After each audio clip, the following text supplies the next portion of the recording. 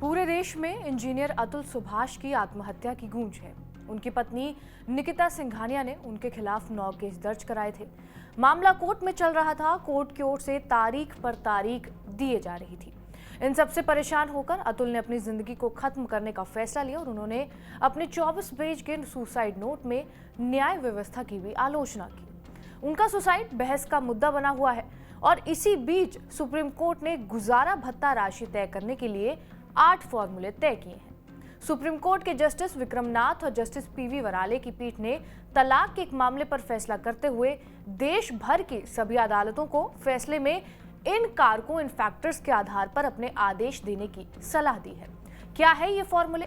सबसे पहला फॉर्मूला है पति पत्नी की सामाजिक और आर्थिक स्थिति कैसी है।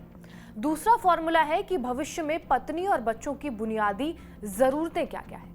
तीसरा ये है कि दोनों पक्षों की योग्यता और रोजगार की स्थिति क्या क्या है। और चौथा ये है कि आय और संपत्ति के साधन ससुराल में रहते हुए पत्नी का जीवन स्तर कैसा है।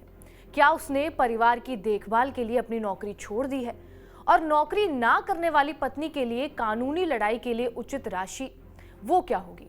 इसके अलावा पति की आर्थिक स्थिति, उसकी कमाई और गुजारा भत्ते के साथ बाकी जिम्मेदारियां क्या होंगी। इससे पहले ही एक मामले की सुनवाई करते हुए सुप्रीम कोर्ट ने यह आदेश दिया था कि अलग रह रही पत्नी और बच्चों को दिए जाने वाले भरण पोषण को दिवालिया का सामना कर रहे पति की फर्म पर प्राथमिकता दी जाएगी। बेंच ने लेनदारों के दावों पर भरण पोषण को प्राथमिकता देते हुए अपने आदेश को सही ठहराया। बेंच ने यह कहा कि भरण पोषण का अधिकार गरिमा और सम्मानजनक जीवन के लिए जरूरी है, जो अनुच्छेद 21 में दायर किया गया है। बेंच ने पति की इस दलील को खारिज कर दिया कि वो अच्छी कमाई नहीं कर रहा है और उसकी फैक्ट्री घाटे में चल रही है। सुप्रीम कोर्ट ने कहा कि अगर पति पत्नी को भरण पोषण की राशि का भुगतान करने में असफल रहता है तो फैमिली कोर्ट पति के खिलाफ दंडात्मक कार्रवाई करेगी और जरूरी हो तो उसकी अचल संपत्तियों की भी नीलामी कर सकती है। अब अतुल सुभाष केस में क्या हुआ है?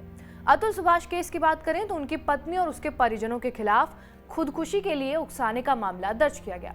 पुलिस ने बताया कि बेंगलुरु के एक निजी कंपनी में काम करने वाले अतुल सुभाष ने 24 पन्नों का एक सुसाइड नोट छोड़ा है, जिसमें उसने शादी के बाद जारी तनाव और उसके खिलाफ दर्ज कई मामलों में उसकी पत्नी, उसके रिश्तेदार और उत्तर प्रदेश के एक जज द्वारा प्रताड़ित किए जाने का वर्णन किया है।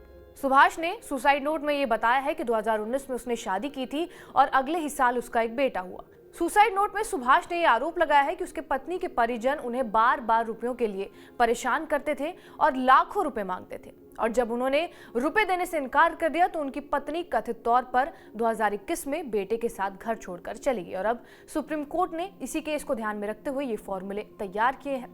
बहरहाल, आपका इस वीडियो पर क्या कुछ कहना है हमें कमेंट करके जरूर बताएं। बाकी देश और दुनिया की तमाम बड़ी खबरों से अपडेटेड रहने के लिए सब्सक्राइब करिए TV9 डिजिटल।